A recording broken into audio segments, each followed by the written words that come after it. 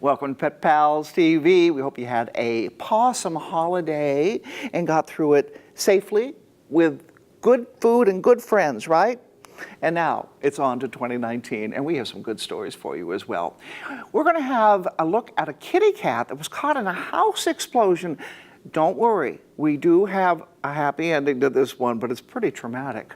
Also, it's called Mutual Rescue, and what they do is pair shelter dogs with children and people who may need the shelter animal, and it's mutual, as you will find out.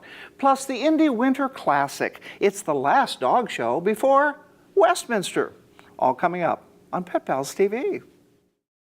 Give a little love, give a little more this time. Give a little love, if you give everything will be fine. Give a little love, it'll come back if you just try. It'll feel right. Give a little love. On Pet Pals TV, we're going to start off with a kitty cat story. Is that okay? You love your kitties, don't you? Yes, she does. This cat was caught in a house explosion. So not only did the owner, the woman, lose her house, she also lost her cat. But she never gave up hope. And Adam Dunn has this story with, I'll tell you, a happy ending. So stay here. Hi, Adam. Hi, Patty. Nigel here is a survivor, and we'll tell you his story. Susan Bennett and her cat Nigel have a bond that not many pet parents have. Disaster struck as her house caught fire from a home explosion in January 2018. It was a very severe fire. My cat was missing for 30 days, escaped, immediately put it on social media for the neighbors to be looking. There were posters in the neighborhood. Well, it was terribly hard because it was a tragedy to begin with, and you just don't think animals are that resilient, because during that time, the weather was, one night it was 10 below zero. She received a call from a neighbor that Nigel was on his front porch. He was missing for over a month. His outlook seemed to be grim, so they took him to Noah's Animal Hospital. The veterinarian said about a 50-50 chance of him living. It looks like he probably drank some antifreeze. He's dehydrated, lost about 15 pounds. We don't think he's going to make it, but we will try. But I never gave up hope, because I had a lot of animal lovers say, you know, cats are resilient. You'll be surprised how long they can go without, you know, food and water. And so I really never gave up hope. After 3 weeks of IV treatment, he was able to come home, but he needed to be set on a feeding tube because he couldn't swallow food himself. Veterinarians at Noah's Animal Hospital taught Susan how to feed him, so he could stay with her while he finished the recovery process. They called me every day for about 2 weeks and let me know how he was doing and gave me an update, and were very encouraging. I didn't know there were small animal internists, but that's what he was given, and she was a marvelous veterinarian. And all the technicians just gave me courage, and I didn't think, you never know what you can do. And I never thought I would be able to handle a feeding tube for an animal, because it goes in their neck and you have to feed them twice a day. But it's amazing what you can do for your animals when you love them and you want them to survive. Nigel survived because of the help of all the vets at Noah's, Susan's determination, and his own will to live. I just think he had a tough beginning and was a fighter. And when he came into my home, we treated him like a part of the family. You know, you always think about where there's tragedy, there's heroes. And there were heroes in abundance in this situation, with the first responders, the people on social media that looked for my cat. And so that really gave me a lot of hope. A year after this tragic event that happened in Susan's life, Nigel has been there for her just like she was there for him during his recovery process. We spend a lot of time together. He is a security for me, and it's one of the only things that I still have. I lost a lot in the fire, and just having my animal, it's very comforting to have him here. We want to thank everyone, the neighbors, the firefighters, and the veterinarians that helped save Nigel's life. For Pet Pals TV, I'm Adam Dunn. Me and my boy Matt had it good. He had catnip that was off the hook. But one day, he brings a girl home, and she's allergic to cats. Every sneeze was a nail in my coffin.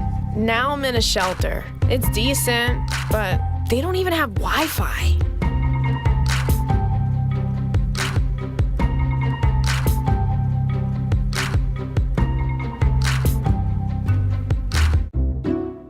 I'll never forget the day our landlord called and said, "Read your lease. No pets allowed." My owner tells him my dog ate the lease, but that didn't work. And now I'm stuck in a shelter. But this pit bull is ready for a new crib. I'm loving, loyal, and play well with others. So don't be intimidated by all my muscles, because the biggest one I have is my heart.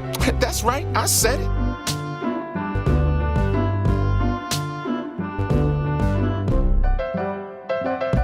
I adopted Bento in 2010 from a shelter. As it turns out, we have very similar personalities. And this cat makes me make art because he's always motivating me to take pictures of him, to draw pictures of him. He just is motivating artistically. It's just that simple. Well, he's my best friend, but a lot of people know him as Keyboard Cat.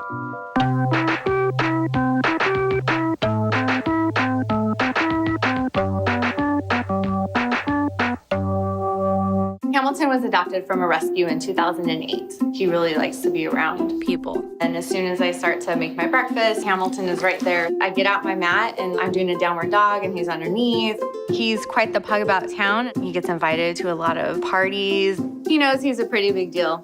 I mean, look at this little face. How could you not love him?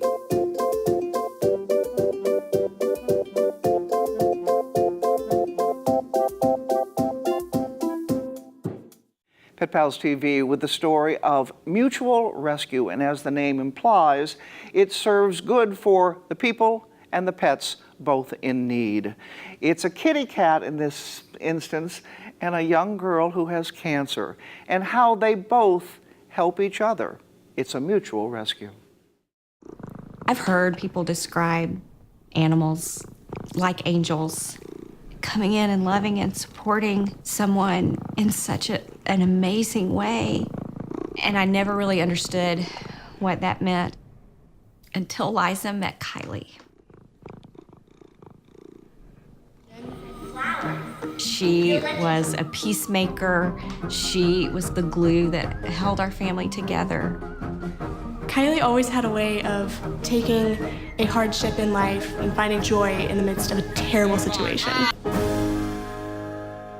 It was such a blow to us when Kylie was diagnosed with metastatic bone cancer at the age of 12. The prognosis was not great, but we started treatment. They did a scan and they discovered that the cancer had spread throughout her body. And they knew at this point that she wasn't gonna make it. When we got her home from the hospital, she recognized her opportunity and she looked up at Mark with great big eyes and said, "Now can I have a baby kitty?" He made a phone call, and literally within an hour, the sweet lady from this rescue organization showed up at our doorstep with this tiny little kitten that we could foster. Her eye was matted. She had just finished a flea treatment. You could tell that she had had a rough start to life. They brought her into Kylie. Kylie sat up and gave us one of the last smiles that she ever gave us. And she just was completely devoted to loving on Kylie. She had this purpose, and it was the most beautiful thing to see. And as the time came and we knew that Kylie wasn't going to be with us much longer, she told Mark she wanted him to find a cure for childhood cancer. And then she looked at me and she said, "Mommy, I want you to take care of my baby kitten." I thought at first that her rescuing was over, that she had been there for Kylie and that was her mission. That was only part of her mission. When we lost Kylie, Liza knew just what we needed. I would start to cry, and Liza, from wherever she was in the house, would come and just curl up in my lap and just wait out the storm with me. I've never experienced a pet, particularly a cat, that is so in tune to what we need. And taking care of her and loving on her is a way that makes me know that I'm still doing something for Kylie. I don't know how we would have made it through the last year without her being a part of our family. This little kitty has made such a difference in our lives. We're all completely smitten with her. She's this old soul in this tiny little kitten's body.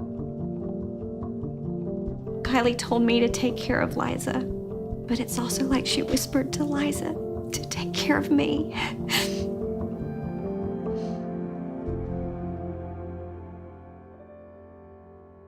Our vision is that Mutual Rescue will become a worldwide brand and that it will inspire people all across the globe to adopt, donate, and volunteer, ultimately creating happier, healthier lives for more people and animals.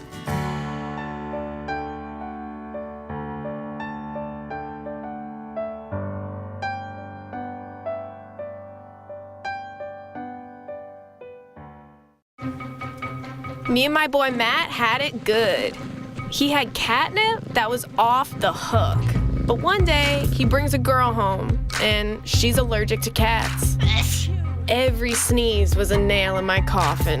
Now I'm in a shelter. It's decent, but they don't even have Wi-Fi.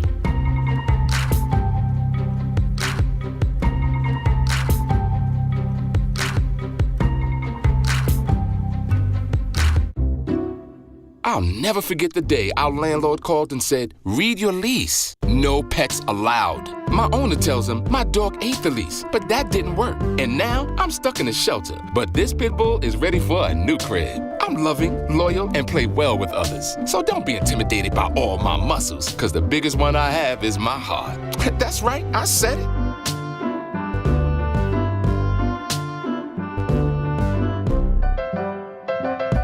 I adopted Bento in 2010 from a shelter. As it turns out, we have very similar personalities. And this cat makes me make art because he's always motivating me to take pictures of him, to draw pictures of him. He just is motivating artistically. It's just that simple. Well, he's my best friend, but a lot of people know him as Keyboard Cat.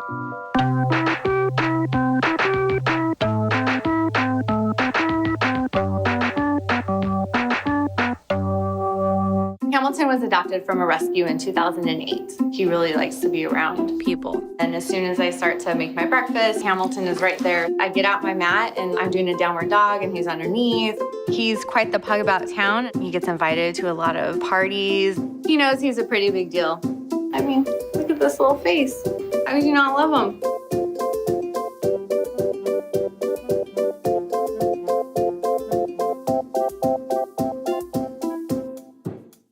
It's called CCI, Canine Companions for Independence, and what they do is they pair service dogs with folks in need.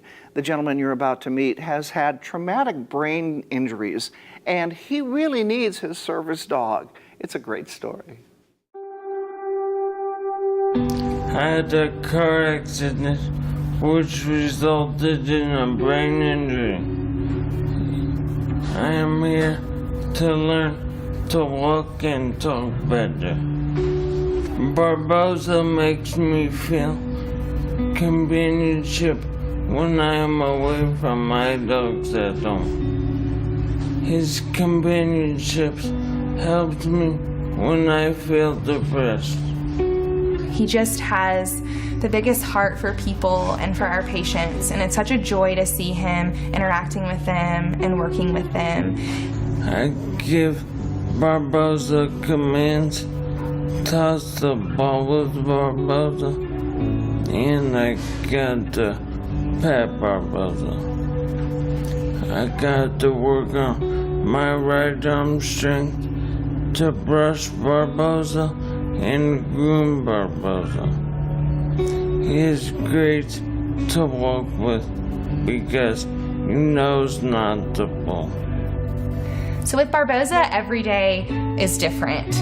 We come in every morning and, you know, our patients come in and they're going through some of the toughest and the most darkest times of their lives, and Barboza doesn't see any of that. He just loves them and he accepts them and he plays with them and he cares for them all the same.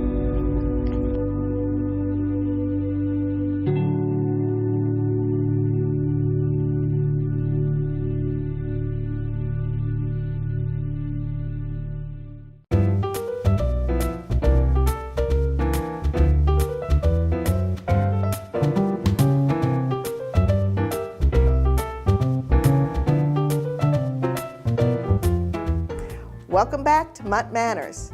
I'm Kathy Underwood. Today, we're talking about loose leash walking. Mike? Welcome back to Mutt Manners. Today we're talking about loose leash walking. And one of the things that we need to do is we need to make sure that we walk our dogs on a standard leash.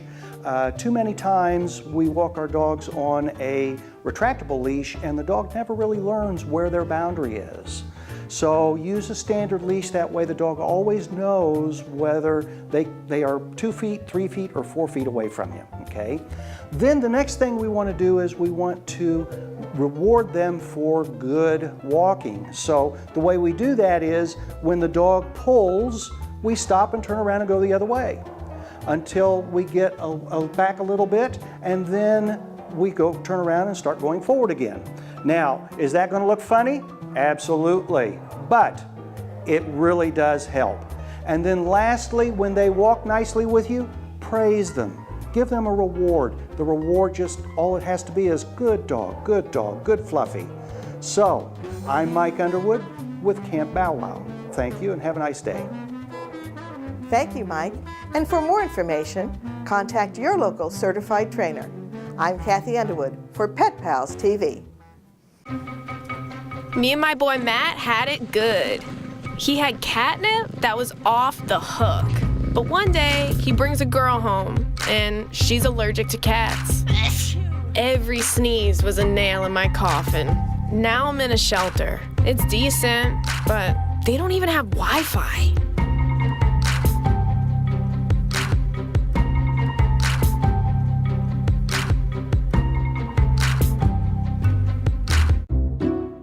I'll never forget the day our landlord called and said, read your lease. No pets allowed. My owner tells him my dog ate the lease, but that didn't work. And now I'm stuck in a shelter. But this pit bull is ready for a new crib. I'm loving, loyal, and play well with others. So don't be intimidated by all my muscles, because the biggest one I have is my heart. That's right, I said it.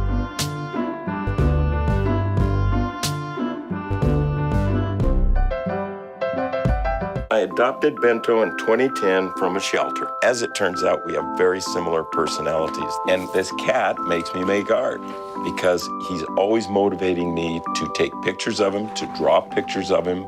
He just is motivating artistically. It's just that simple. Well, he's my best friend, but a lot of people know him as Keyboard Cat.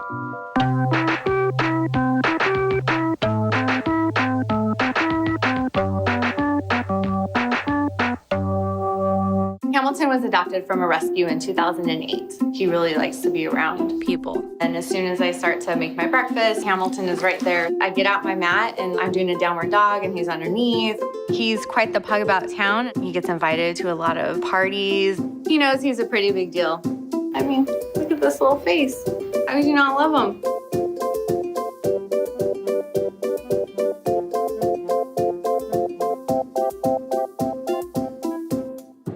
We've got a lot to talk about in the dog department. A great event coming up in February. It's one of the biggest in that time of year. Indy Winter Classic. It's the last one dog show before Westminster. Kevin Allen, the show chairman for 20 years. We won't go how long that is in dog years. Let's think about Tell that. Brenna about it. Yes, please, Kevin. I want to hear exactly what folks can expect if they're able to come out. Well, it's 4 days running, 4 different shows, February 7th through the 10th. It goes from 8 a.m. to like 4 or 5 in the afternoon. We have vendors. We have, like Saturday, have over 2,000 dogs. Wow. So, and a lot of the dogs you'll see at our shows we'll go to Westminster also. Yeah. So you can see them live, and then you can see them on TV possibly. And you get to interact with some of these owners and trainers and the dogs as well, especially if you happen to be looking at specific breeds. Yes, you come up and ask the people handling the dog. Right. Know your breed. Now there, a Great Dane is very different from a Yorkie. You know, very only different. inside. Know what fits your lifestyle. I always say, you know, is your place big enough? Financially, can you afford it? How long do they live? Get health records. Good breeders there who will tell you what you need to know. Right. And then, if you'd like to consider a mutt too, I have a mutt too. That's it. But if you are considering a breed, go talk to these people. They tend to be the experts on it as well. And then obviously you're seeing the creme de la creme of these breeds, right? Yes. We have, like I say, a lot of the top dogs that are rated, because the rating system starts every first year. So they get points for every dog they defeat. That's how they get their points. And they build up to this so point. So they build up to the point. So like they just had the big finale at Orlando. So you had all the top dogs there and everything. And let's like this little guy. And who is this little guy? I was gonna say we got Mini-Me over here. Yeah. With shorter hair. This is CJ. He's a toy fox terrier. Oh. Stewie's right in the way. CJ is Cracker Jack. That's what it stands for. Cracker Jack. He's my little baby. And he's a Chihuahua mix here. Tell me a little about the other kinds of breeds that you would see, that maybe some of the more unique ones that folks don't usually see or hear about. I saw one there. What was the duck troll? Nova Scotia duck tolling dog. I mean, where else would you see something like that? It's amazing, and you can learn about them. There's a ton of new breeds just came out last year. We have there's more kinds of coonhounds now, just not plain old coonhound. They have blue tick, red bone. Oh my gosh, you name it, they have. We have every year. We always come like 6 or 7 new breeds that are recognized. That's amazing. Yeah. And is it an easy kind of family thing too to bring kids to, or is it going to be kind of crazy, maybe an adult? Yes, you bring your kids. It's a great family thing because they can, like you say, the dogs will go up to the kids and they kiss them, and they can walk around and see them all being groomed and everything. That's the Indy Winter Classic, February 7th through the 10th at the Indiana State Fairgrounds. Again, this is the last major dog show before Westminster. Me and my boy Matt had it good. He had catnip that was off the hook. But one day, he brings a girl home, and she's allergic to cats. Every sneeze was a nail in my coffin. Now I'm in a shelter. It's decent, but they don't even have Wi-Fi.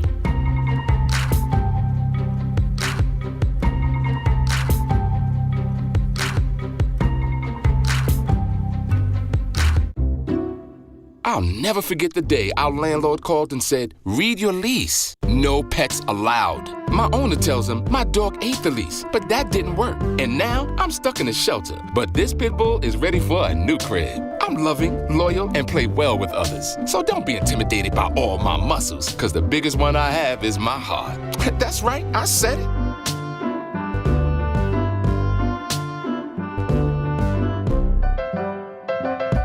I adopted Bento in 2010 from a shelter. As it turns out, we have very similar personalities. And this cat makes me make art because he's always motivating me to take pictures of him, to draw pictures of him. He just is motivating artistically. It's just that simple. Well, he's my best friend, but a lot of people know him as Keyboard Cat.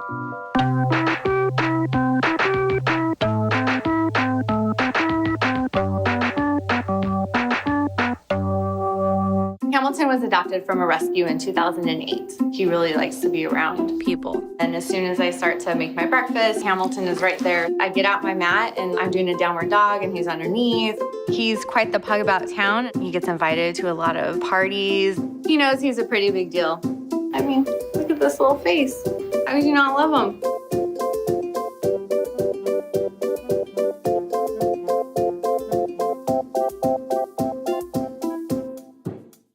As you know, on Pet Pals TV, we travel near and far to get you some great stories. This one comes from California, and it's a 3-legged dog named Baja Betty who got miraculously rescued. Baja Betty.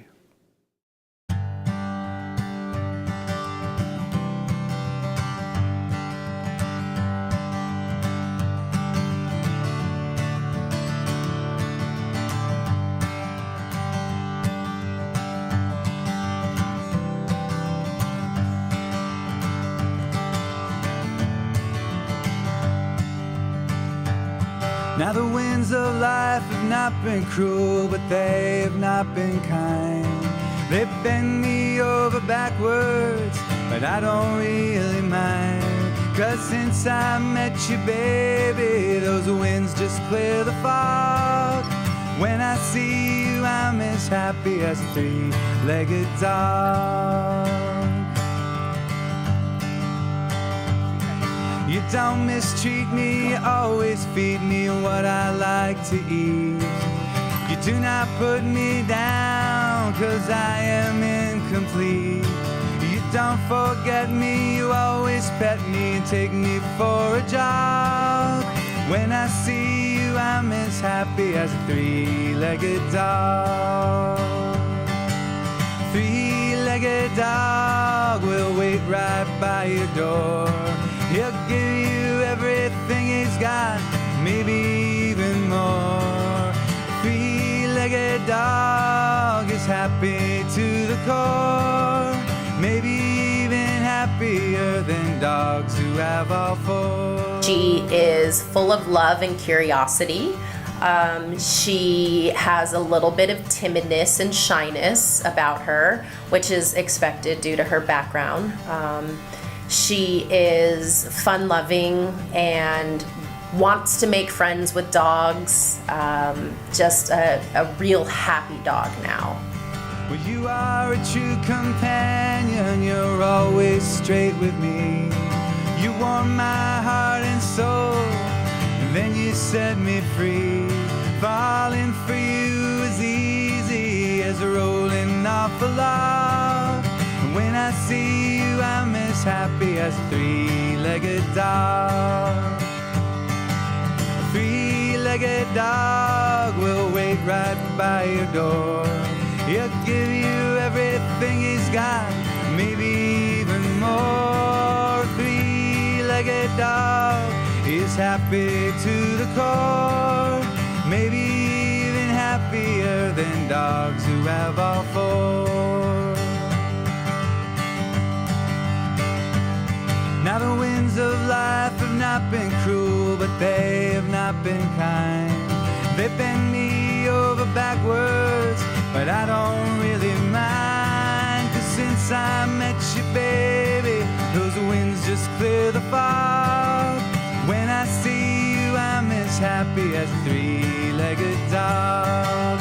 When I see you, I'm as happy as a three-legged dog. That's it. We hope you have a grand start to 2019. How about that? And we're going to leave you with some pictures of your pets that got some nice holiday treats, all right? Some nice holiday offerings. So we'll see you next time on Pet Pals TV. Say bye-bye. Bye-bye.